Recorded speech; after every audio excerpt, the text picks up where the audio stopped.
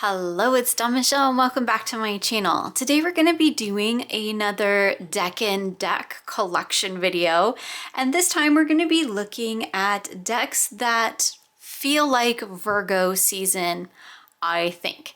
And I always qualify it with that because working with Decan energy in a general sense is fairly new to me in my practice. Like, I have a very baseline knowledge of astrology. I know about like my own stuff, my own chart, my own signs. But beyond that, like, this has been a really interesting experiment to look at my decks in my collection and see if I can pick things that feel like maybe they might sit in alignment with that energy. So we are in Virgo season. So I'm going to be looking at The Stars Within You, which is the book that I'm primarily using for this series. However, I do have other books that I'm using with the Decan Walk that is being hosted by Marlena Teresa. I'll leave a link for her videos, her playlist in the description box below. So, moving into Virgo.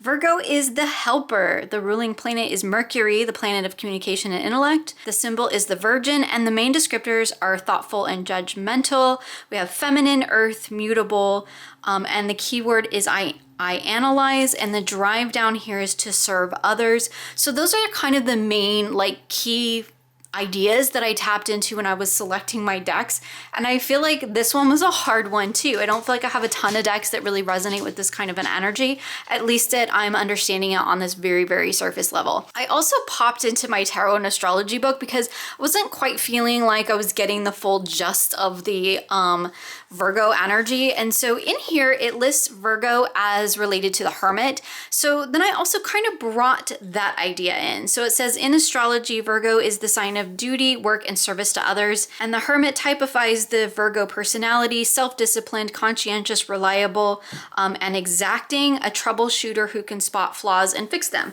So I kind of pulled that energy in a little bit, like just a little bit as well. Really sitting in that idea of sort of intellectual, Mercury kind of an energy, I selected our tarot, which is a stuck in the box. So this is a like really small, like playing card size tarot deck. It is mass market. There was an indie edition that was larger. I would love to get my hands on that. However, this comes with like a really amazing guidebook. This is the second time I've had this deck in my collection because I rehomed my original and I was trying to find the larger version and I just couldn't, so I ended up repurchasing this. But what this particular deck does is it brings in actual figures. So here we have Abigail Williams for the Devil, Florence Nightingale for Two of Pentacles, Gladys Bentley for Four of Cups. So you can see it brings in actual women and archetypes and things along those lines to represent all of the cards in the tarot. So Jane Austen is the Page of Swords, which I think is really amazing. And I feel like for that idea of community, but feminine, very analytical, very into the mind, I feel like this deck really sits well with that because we have a lot of incredibly smart, talented, formidable women in this deck. So I think if I had to pick like one deck in my collection that felt like it was Virgo energy as I'm currently understanding it, I think it would be this deck, because this deck just has like it checks a lot of those boxes off for me. Again, I'd love to have the larger version. It is a collage deck, and like it's incredible. And like I said, the guidebook is amazing. I really need to do some more work with this. So we have Helen Keller for the Two of Swords, Eleanor of Aquitaine for the Seven of Cups. Like, it's gorgeous. And the artwork is gorgeous too. The collage work is really, really nicely done. It's not like super chaotic or overly busy. So it like sits right in that sweet spot for me, which is why I want the larger version. But in the meantime, I'm happy to, you know, continue working with this, like Octavia Butler for the Three of Pentacles. Yes, that's awesome. Anyway, I feel like if of any of the decks that I'm going to share with you today, of which I have 9, which I think I usually have 9 for you in this Decan decks, I feel like our tarot really sits the most firmly in this particular energy. So another deck that I pulled out for Virgo is the Fifth Spirit Tarot. Now this is a very new deck in my collection and I have not done much work with it at all. Here are the backs. This deck to me feels kind of like that being of service energy, that strong community energy. It's a very diverse deck. It's very open. It's very inclusive. But there's also like, I think because it's kind of like a pippy deck, it also has a bit of that kind of like analytical feel to it, where I feel like it could sit pretty firmly in like the mind space, even though Virgo is like, it's earth, right? It's mutable earth, I believe. This does have kind of that earthy energy too, mostly through like the color palettes, which are all very kind of muted, earthy color tones. But there's just something about this deck that feels like it would serve really well in that space of being of service to others. Like I feel like this deck in itself is of service to others, but it also has a bit of that like analytical feel to it. Like it's not getting too caught up in all of the busyness of the art. It's kind of simple in that fact of it really kind of distills the message down into that kind of singular focal point. It's kind of like single-minded in that way, like in a good way. It's a really interesting kind of pip style deck where we've got, you know, just kind of the one or two things, like key things focused in on the card. Like this Two of Cups, we have the two cups and they're like in opposition to each other, but then we have this knot in the center. Interesting. The Seven of Swords with the bird and all this stuff. Like it's just, it's very like on the surface, and I don't mean that like in a bad way. I mean like the messages are just kind of like right there. It doesn't go too deep into the kind of into the emotional landscape of things. It's a little bit more in that sort of mind space, mindset kind of an energy for me. But it does have like a lovely sort of soft, feminine, earthy kind of feel as well. Like even the more challenging cards don't necessarily feel like super in your face. So I just thought this was a really interesting one. Again, really focusing in on that idea of kind of more of being of service to others. That's where I feel like this deck sits really firmly in that space. And like if that's one of the key descriptors we're going to use for Virgo, then I guess this is a Virgo deck for me. All right, similarly to that, we have the Sacred Sisterhood Tarot. Oh my goodness, is that the name of this deck? I'll leave it in the description box because the name just totally flopped out of my brain. There's like the pomegranates, like they kind of give me like this Greek energy. I don't know, I've edged mine. Again, this deck feels similar to the Fifth Spirit Tarot. It feels like it sits really in alignment with that kind of communal energy, that idea of being of service to others. While this is primarily a feminine presenting deck, we do have various shades of feminine energy, which is really nice. We have some body diversity, some color diversity, some age diversity. So I feel like it does a really good job of sitting in alignment with that. Also with Virgo being, you know, related to the feminine, I felt like, again, this was another good deck to sit in alignment with that, because I'm pretty sure we have mostly, if not all, female presenting characters. And I just feel like this deck does a really good job of like being of service. And it does it, again, not so much in the, it's more in the mindset, maybe not quite so much as the Fifth Spirit, but it is a bit more like analytical. It doesn't go too far into like the feeling state of things. It stays, again, pretty on that surface level. Not to say that you can't go deep with these kind of decks, right? Because you certainly can.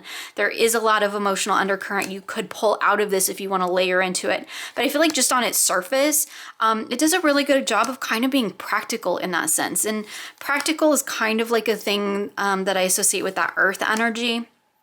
But right, it's mutable earth. So like it's not fixed, it's not like rigid, it's not Taurus, right? So anyway, I just thought this would be a really good one. Again, really sitting firmly in that deck being of service, because I feel like that's really what it strives to be, is a tarot deck that kind of represents how we can be of service to each other and how we can support each other through our journeys. And I think that that's just a wonderful energy to have. So I included it in this particular Decan. So again, kind of sticking with that same line of being like of service and feminine and kind of in the sort of more analytical side of things, I've got the Vanessa Tarot here, which is a little tarot in a tin. This deck is super cute. I have edged mine. This, again, feels very feminine. It's very firmly in that energy, but we have quite a variety of types, not so much in terms of like maybe diversity, but types of maybe feminine sort of archetypes or energies that you might find. And so in that way, I do feel like this is kind of like the more playful version of the last deck we just looked at. This one is like a little bit more fun. It's a little bit more modern. It feels like taking that energy into like the everyday kind of world, which is a very earthy kind of energy for me, like mundane, everyday, that's kind of earthy. But again, it does feel like it's like showing us how to be of service to each other. And I think it works really well for that. It's also like a lot of fun. I know that's not really a descriptive keyword for Virgo that I saw anywhere. This is just the thing that I found with this deck. It feels like fun. But I also feel like there's like some story that gets layered in here. And that was one of the other things that I saw in that the Stars Within Us book, was that, you know, it talked about Virgo being related to like writing and creative and story making, sometimes to a fault, but this deck does kind of embody the different stories pretty well. We can see that sort of storybook archetypal energy represented through what's going on in these cards. Like there's one that like looks like a bewitched, and there's one that looks like something else. I can't remember now. But anyway, like, yeah, I felt like it sat really well in that sort of energy. Like it's kind of in that story realm, but also kind of communal, and shows us kind of like how to support each other, which I think is really cool. Oh yeah, there's like, you know, like kind of She-Ra-ish. So yeah, story too, right? But it does feel very practical, and part of that might be just the way that this deck reads for me. It's a very practical reader. It's kind of like no nonsense. It's like, here's your message. Now go on and do what you need to do. And I feel like that kind of analytical, kind of clean, kind of everyday sort of communal energy is right kind of where that sits with that energy for me. Let's detour a little bit. I mean, not really, because we're still kind of keeping with the same theme here, right? But this is the So Below deck. It's part of the Book of Shadows series. You can buy this one separately though, but you might have seen the As Above one. I show that a lot on my channel when I talk about my channeled readings, because I use that one a lot for that. This one focuses more on the sort of everydayness of it. There is, like, because it's a sort of a witchy deck, there is a little bit of a magical bent to it, but it's very like mundane kind of magical. It also feels like it sort of represents that kind of communal being of service kind of energy. Because we have like a lot of these cards kind of showing us, again, how we can sort of support each other. And I think part of that is because like most of the cards do have like multiple people, or they have a person and sort of the little supporter energy. So like there's gnomes and there's little fairies, and here's some little salamanders. So it does feel like there's that kind of the idea of like multiple things being of service. It's not just us who is of service, not just the human realm, but also like, you know, the other realms, other worlds. I mean, this one might be a little bit of a weird stretch, but it kind of felt like it sat in that earth energy. It sits in the kind of feminine energy, but it also sits in that kind of communal being of service, because not only do we have all the people, but we have all the little characters that are also being of service and supporting you know, these characters on the card. So here we have, with our Knight of Wands, we have our one figure, and then we have the 4 salamanders that are supporting her work. You can see here that like a lot of them, they have multiple people on the cards. So it gives it a very community driven feel for me. But again, it's also a deck that reads pretty straightforward. And apparently that's a thing I associate with Virgo. Right or wrong, I have no idea, but kind of that straightforward, that here's the message, here's what I'm telling you. I'm not really sugarcoating it. I'm not really, but I'm not really being really harsh about it either. It's just kind of like matter of fact. It's earthy. It's kind of sits in that energy as well. And so, yeah, I just thought this might be an interesting one to choose. Mostly just because it has a little bit of all of those things in it. I wouldn't say that it really shines in one particular trait that we're talking about today. It doesn't like really step forward with one particular trait. It's kind of just a mishmash of all of them kind of blended in together, which does, again, feel very communal. So I don't know if anybody else would see it. It also, like, it it kind of feels like Earth, but it's not like Taurus Earth, right? It's not like fixed Earth. It's not like super grounded into the Earth, because we have all these like fairies and salamanders and gnomes and stuff that are acting as a part of the community in this deck. So another one that might be a kind of weird slot into this particular decan is the Angel Wisdom Tarot. So far, everything I've shown you has been mass market, and the few indie decks I have we'll be taking a look at next. This deck to me, again, feels kind of communal in that it's got a lot of like people represented in terms of, I guess not always. I say that and like now I'm going through the cards and there's like only one person on each card. But the whole idea behind this is there's also like the angelic support. Like you can be a hermit, like you can be alone in the energy, but there's always like a supporting energy somewhere. Be that coming through, you know, an angel energy or some otherworldly energy, or just maybe even from within your own self. And I just thought this was an interesting one. It does also feel pretty earthy, but again, not super fixed earthy. It's not Taurus. And that's, I guess, where I ended up with this. Like, it's not Taurus. It's a little bit more practical and mundane in that sense, where, you know, similar to the Taurus energy. But again, we have like some interesting things, some interesting figures. There's this kind of blend of like, so this is modern dude, but then there's like this little lizard dragony thing. And then this guy looks like he stepped, you know, off some fairy tale romance book. And then we have like two children just in the field. Like here's a really good, you know, typical Four of Cups, but you have the person here and then you have the support from the angel. So again, just sitting in that being of service, being supportive. Again, it does feel a little bit like there's a lot of community aspect to this deck too. I feel like the messages are really in alignment with that as well. Obviously, as you can see, it's one of those that has like the big message down at the bottom. I tend to use this more as an oracle, but technically it is a tarot deck. And so, yeah, I just thought this was a really interesting one to kind of look at through this framework. I don't know if it sits like 100% in alignment with that energy for me, but just glancing through the upcoming decans, I didn't feel like it really sat in alignment with those either. It feels more in this community supportive space, but also, again, very like on the forefront, right? It's very plain spoken. It's very to the point.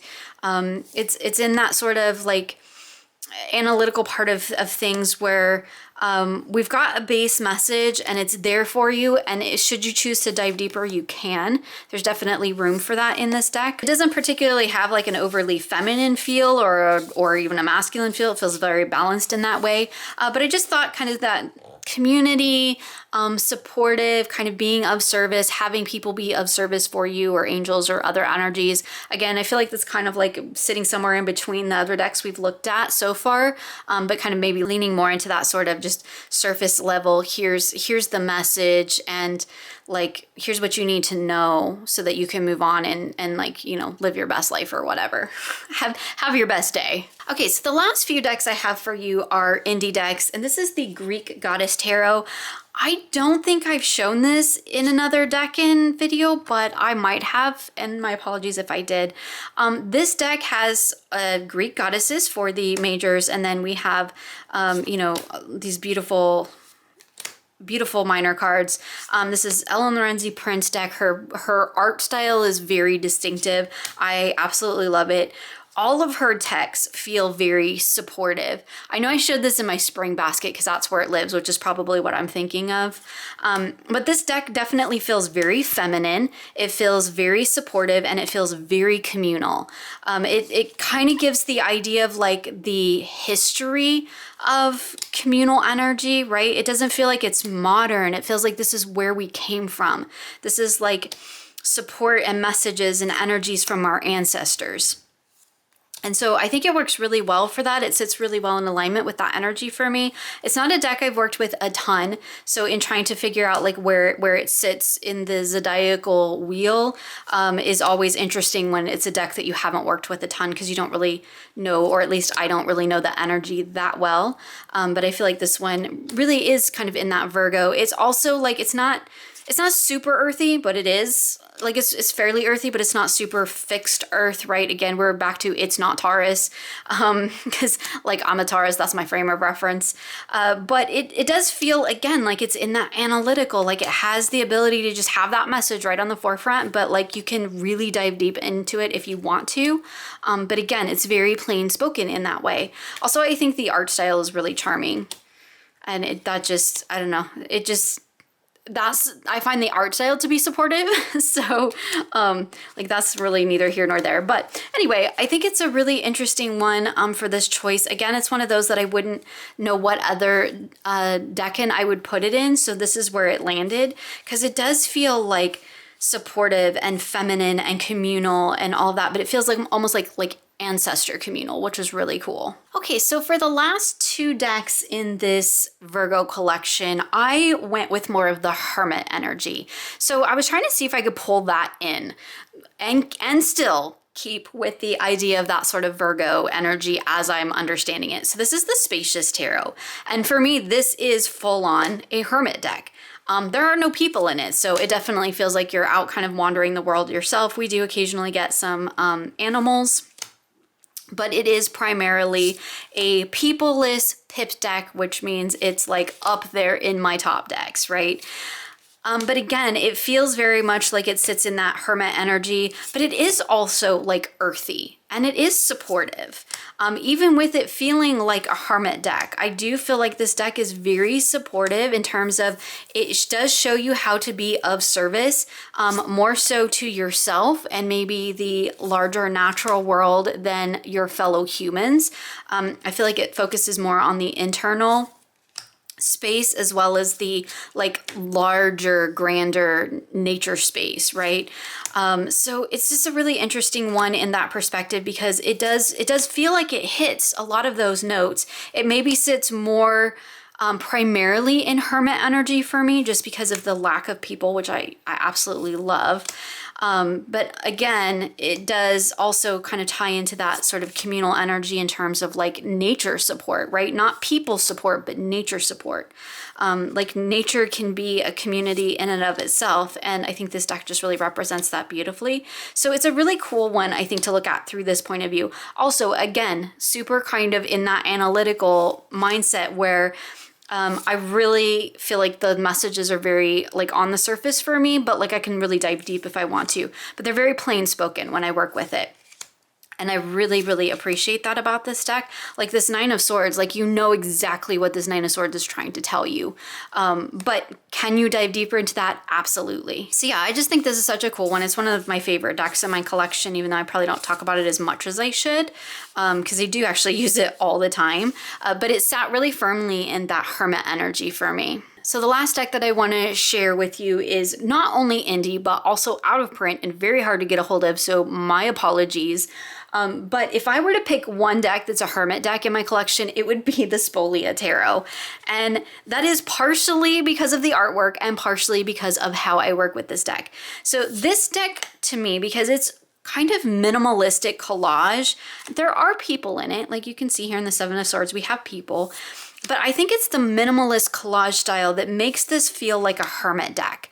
Also, the way I work with this deck, in particular, the way I use it in my practice, is very much in alignment with Hermit energy. It's very much in alignment with that kind of going off into my own sense of self and really diving deep and exploring those messages found within. Away from everything and everybody else. I also use this deck a lot for writing. And so when I was thinking about that sort of Mercury, and it talked about, you know, the writing aspect of things, this deck immediately popped to mind, because not only is it Hermit energy, which as a writer, when you're writing, you're usually in kind of a Hermit energy. Like I will go disappear into what I'm writing, depending on what I'm writing. So if I'm writing fiction, I will go disappear into that for hours on end, and I will completely lose hours. Like I am up in the Hermit's cave, like at the top of the cliff, and like nobody can find me, nobody can see me, because I'm so ingrained in what it is that I'm doing. And this particular deck just has that energy for me. It is like my Hermit deck if I had to pick one. This is the deck that I also could like go away with and just like dive into these images and let them kind of speak to me in the language that I need to hear in the moment. And it's just, I don't know, it's so cool. And my apologies because it is out of print. To do this video authentically and honestly, I absolutely had to include this if I was going to include a deck to represent the Hermit. So that's the one I chose. I mean, even look at that Hermit card. I love this Hermit card because he's not like actually up in the mountains. He's actually kind of down at the bottom. It's just interesting. He, she, they. So yeah, it feels like Hermit. It feels like retreating. But retreating because you are looking to explore, to go within, to dive deeper. So yeah, I'm including this one, even though, sorry, it is out of print and hard to find and indie and all the things. But this, like, again, to do this video honestly, this is definitely my Hermit deck. So there you go. That's just a quick look at the 9 decks that I chose to represent Virgo season, or decks that feel like Virgo to me in my very basic limited understanding of that energy. It's been really fun to explore my decks through this lens, and it's totally been a challenge because it's not the way I generally work with my decks. So it's really cool to see them kind of come out in this way and to do these little collection videos. Again, I'm doing this in alignment with Marlena Teresa's Decan Walk, so if you haven't had a chance to check that out yet, I'll definitely leave links for it in the description box. You can join at any time, so you don't have to like wait for it to roll back around again or anything. So I would love to know like what decks you have that maybe fit in alignment with Virgo. What do you think about the decks that I chose? Just kind of curious. All of my Virgo friends out there, did I like get even remotely close? I don't know. Like, I should know because I have 3 Virgos that live in my house. And then there's me, who's a Taurus. So anyway, I would love to know what decks that you all have that you use. So definitely let me know in the comments. As always, you'll find links for everything I've shown here in the description box of this video. Thank you so much for hanging out with me today, and I look forward to sharing with you again soon.